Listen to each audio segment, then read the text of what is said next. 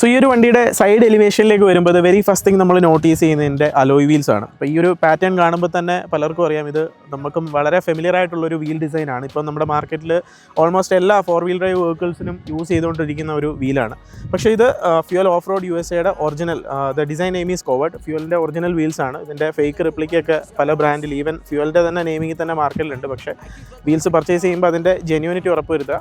And the wheel size is 16 inch.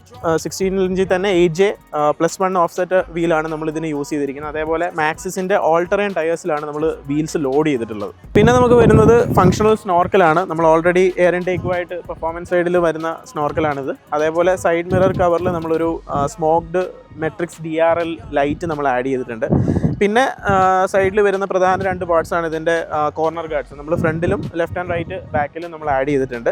And the final one is the metal rock slider. നമ്മൾ running ബോർഡിന് താഴെയായിട്ട് running board പ്രൊട്ടക്ഷന് വേണ്ടിയിട്ട് നമ്മൾ rock slider add ചെയ്തിട്ടുണ്ട്. So ഇത്രയും കാര്യങ്ങളാണ് സൈഡ് എലിവേഷനിൽ നമ്മൾ ഈ ഒരു വണ്ടിയിൽ ചെയ്തിട്ടുള്ള അപ്ഡേറ്റ്സ്.